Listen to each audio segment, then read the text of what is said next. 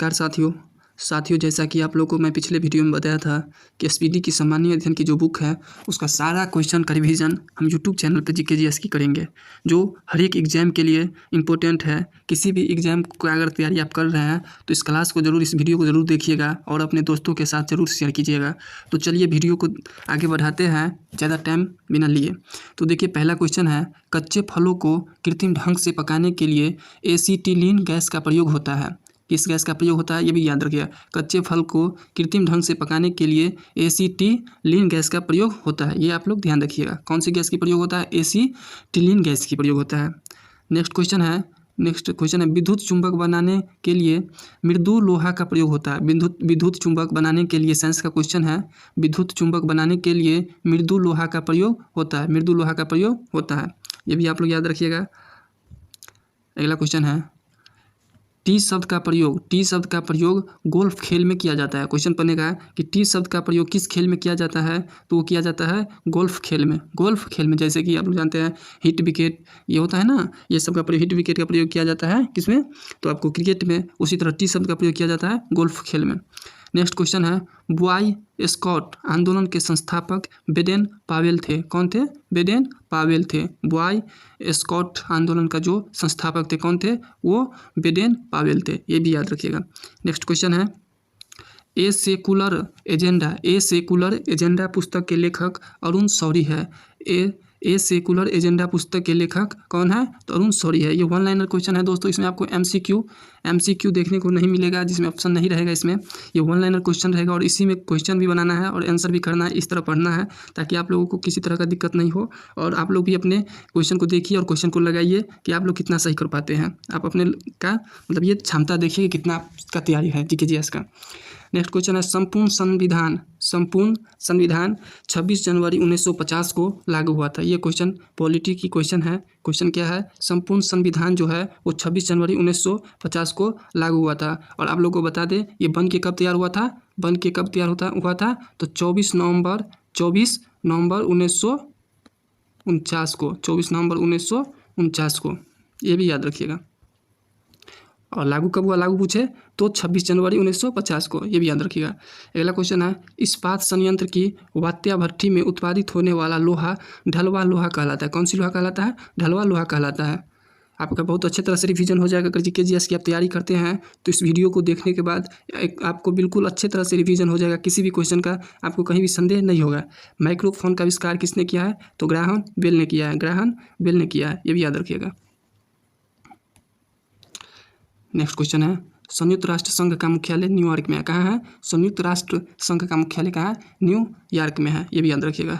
चकमा सारनाथियों का संबंध बांग्लादेश से है। चकमा सारनाथियों का संबंध बांग्लादेश से है, ये भी याद रखिएगा। सार्क का मुख्यालय काठमांडू नेपाल में है, ये भी याद रखिएगा। सार्क का मुख्यालय कहाँ है? काठमांडू नेपाल में है। जो कि आप लोग जानते हैं कि जितना मुख्यालय है पूछा ही जाता है एग्जाम में।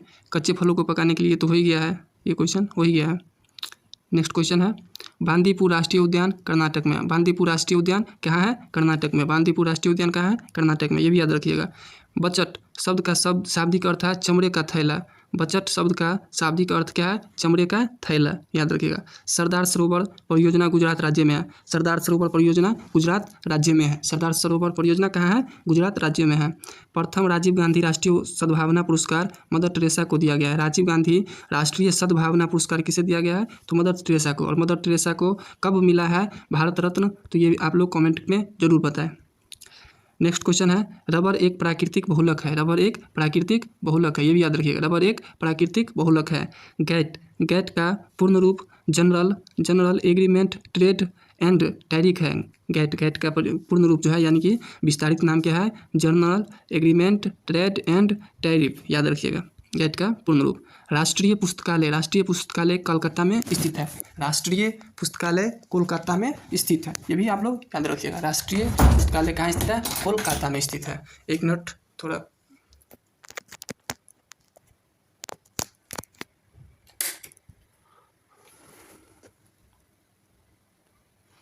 बांदीपुर राष्ट्रीय उद्यान कहाँ है? तो ये कर्नाटक में। ये तो हो गया था क्वेश्चन। ये बहुत इंपॉर्टेंट क्वेश्चन है। गौतम बुद्ध को एशिया का रोशनी कहा जाता है। ये SSCGT 2020 में क्वेश्चन पूछा गया है एसएससी जीडी में। एसएससी जीडी 2020 की जो वैकेंसी थी उसमें पूछा गया है गौतम एशिया की रोशनी किसे कहा जाता है, तो गौतम बुद्ध को एशिया की रोशनी कहा जाता है। ये भी आप लोग याद रखिएगा। ये बचत सरदार सरोवर परियोजना गुजरात में स्थित है, ये हो गया है। बचत शब्द का शाब्दिक अर्थ क्या है, चमड़े का थैला, ये भी हो गया है। नेक्स्ट क्वेश्चन है, टीपू सुल्तान मैसूर का शासक था। टीपू सुल्तान कहाँ का शासक था, तो मैसूर का शासक था। ये भी आप लोग याद रखिएगा।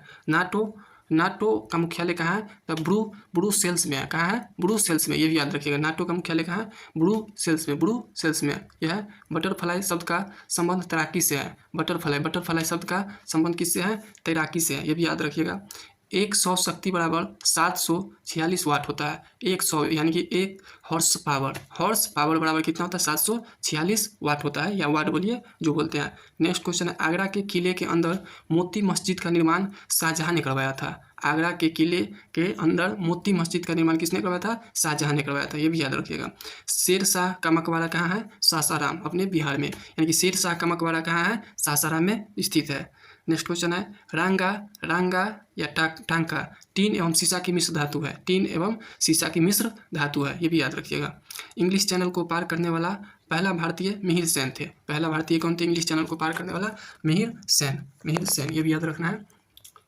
अगला क्वेश्चन है, जापान की करेंसी येन है। ये भी याद रखिएगा। जापान की करेंसी क्या है, येन है, ये भी याद रखिएगा। चीन अभड़क का सबसे बड़ा उत्पादक देश है। क्वेश्चन बनेगा कि अभड़क का सबसे बड़ा उत्पादक देश कौन है, तो चीन है, ये याद रखिएगा। कौन है, चीन है, ये भी याद रखिएगा। बेसिन की संधि अंग्रेजों ने पेशवा के साथ हस्ताक्षरित किया था। बेसिन की संधि अंग्रेजों ने। फलों का अध्ययन पोमोलॉजी कहलाता है, यानी कि फलों का जो ज्ञान प्राप्त करेगा या अध्ययन करेगा तो उसको कहेंगे पोमोलॉजी। ये बायोलॉजी का क्वेश्चन है। दिल्ली चलो का नारा सुभाष चंद्र बोस ने दिया था। दिल्ली चलो का नारा किसने दिया था, सुभाष चंद्र बोस ने दिए थे। बिहू कहाँ का मुख्य त्यौहार है, तो असम का बिहू। और हम आप लोगों को पूछना चाहते हैं कि हमारे भारत में टोटल शास्त्रीय नृत्य कितना है, इसका कमेंट करके आप लोग जरूर बताएं। और ये पूछे जाते हैं। बिहू कहाँ का है, तो असम का है। भाखड़ा नागला बांध सतलज नदी पर स्थित है। भाखड़ा नागला बांध सतलज नदी पर स्थित है। अर्जुन पुरस्कार 1961 में प्रारंभ किया गया था। अर्जुन पुरस्कार 1961 में प्रारंभ किया गया था, याद रखिएगा। ध्यानचंद स्टेडियम लखनऊ में स्थित है। ध्यानचंद स्टेडियम कहाँ स्थित है, लखनऊ में स्थित है, ये भी आप लोग याद रखिएगा। नेक्स्ट क्वेश्चन है, करो या मरो का नारा गांधी जी ने दिया था। करो या मरो का नारा किसने दिया था, गांधी जी ने दिया था, ये भी याद रखिएगा। दिल्ली 1912 में भारत की राजधानी बनी थी। 1912 में 1911 में दिल्ली दरबार लगा था और वहीं पे भारत की राजधानी कलकत्ता से दिल्ली लाया गया था। 1911 में मतलब इस पे विचार किया गया था और 1912 में राजधानी बना दिया गया था दिल्ली को, भारतीय। और दिल्ली से पहले भारतीय राजधानी कोलकाता थी, ये भी याद रखिएगा। मिट्टी के कटाव का मुख्य कारण जंगलों का कटना, ये भी याद रखिएगा। हेलबीड का भव्य मंदिर कहाँ है, हेलबीड का भव्य मंदिर कहाँ है, तो होइसा लाओ द्वारा स्थापित किया गया। भव्य मंदिर होइसा लाओ द्वारा स्थापित किया गया, ये भी याद रखिएगा। चाय अत्यधिक ठंडे क्षेत्र में उगाई जाती है। चाय अत्यधिक ठंडे क्षेत्र में उगाई जाती है, ये भी याद रखिएगा। कांच में से गुजरने वाला प्रकाश के बैंगनी रंग की गति धीमी होती है। कांच में से गुजरने वाला प्रकाश गुजरने पर प्रकाश के बैंगनी रंग की गति धीमी होती है, ये भी याद रखिएगा। तो आप लोग क्वेश्चन का लेवल देख करके आप लोग को लगता होगा कि क्वेश्चन लेवल कैसा है। अगर अच्छा लगे तो हमारे चैनल को सब्सक्राइब कीजिए और अपने दोस्तों के साथ शेयर कीजिए, ठीक है। नेक्स्ट क्वेश्चन है, भारत का प्रथम नागरिक कौन होता है, तो राष्ट्रपति होता है। भारत का प्रथम नागरिक कौन होता है, भारत का राष्ट्रपति। ये पॉलिटी की सवाल है। ध्वनि को डेसिबल में मापा जाता है। ध्वनि को डेसिबल में मापा जाता है। गांधी जी का जन्म गुजरात के पोरबंदर नामक स्थान पर 2 अक्टूबर 1869 को हुआ था। और गांधी जी ने हमारे भारत में दक्षिण अफ्रीका से कब लौटे थे, तो 1915 में, ये भी याद रखिएगा, ये भी याद रखिएगा। और एक क्वेश्चन आप लोग को देते हैं कि पुर्तगाली हमारे भारत में कब आए थे। पुर्तगाली जो थे यूरोपीय वासी थे, वो कब आए थे हमारे भारत में, याद रखिए, मतलब कमेंट करके जरूर बताइएगा।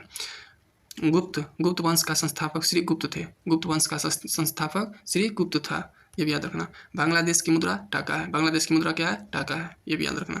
सिनेबार पारा का अयस्क है। पूछेगा पारा का अयस्क का नाम बताओ, तो सिनेबार, ये भी याद रखिएगा। करो या मरो गांधी जी। और दिल्ली 1912 में राजधानी बनी थी। मिट्टी कटो, ये तो हो ही गया क्वेश्चन।